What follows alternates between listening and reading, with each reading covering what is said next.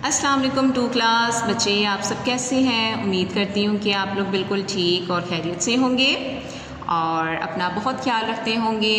अब हम लोग बच्चों क्या करने वाले हैं, आज हम अपना काम करेंगे।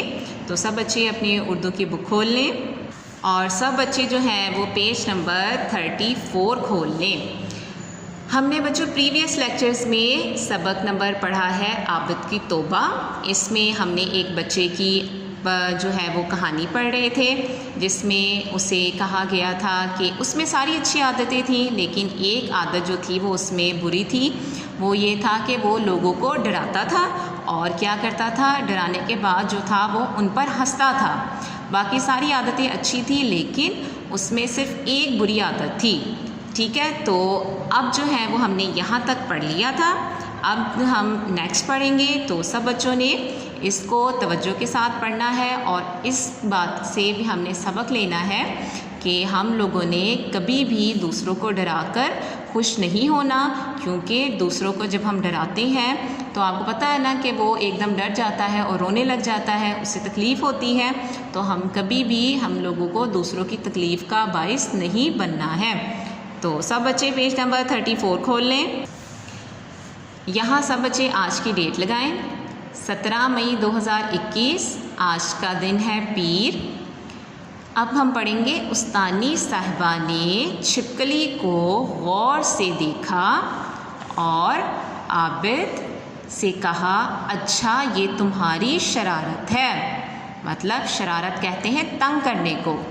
अगर मैं चाहूँ तो इस हरकत की सख्त सज़ा दे सकती हूँ। सज़ा मतलब कि अगर कोई गलत काम किया जाए तो उसके लिए बच्चे को उसके लिए उसे डांटा जाए या छोटी मोटी कोई भी इस तरह की उसको पनिशमेंट दी जाए, जिससे वो गलत काम या ऐसी हरकत दोबारा ना करें। उसे हम क्या कहते हैं, सज़ा।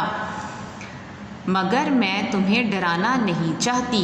देखें, टीचर कह रही है कि मैं तुम्हें डराना नहीं चाहती, जबकि आबिद सबको डराकर खुश होता था।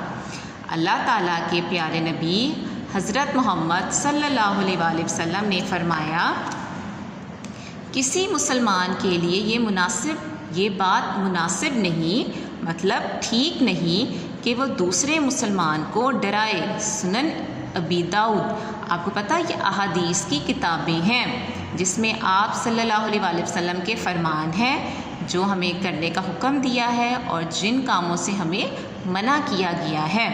क्या हदीस है कि मुसलमानों के लिए ये बात मुनासिब नहीं है कि वो दूसरे मुसलमान को डराए।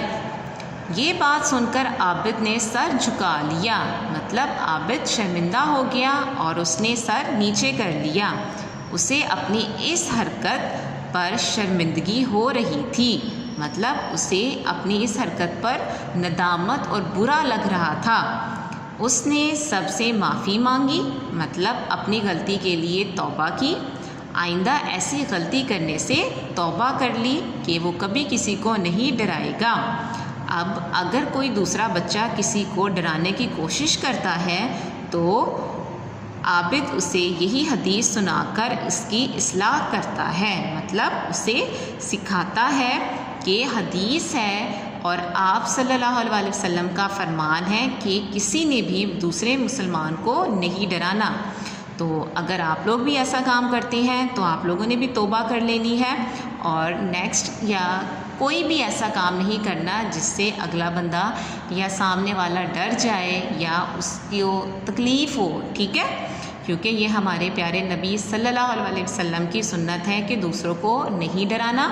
तो आप लोगों ने भी जो है इस हदीस पर जो है वो अमल करना है और कोशिश करनी है कि दूसरों के लिए हम हमेशा राहत का बाइस बने और दूसरे जो है वो हमसे खुश हों।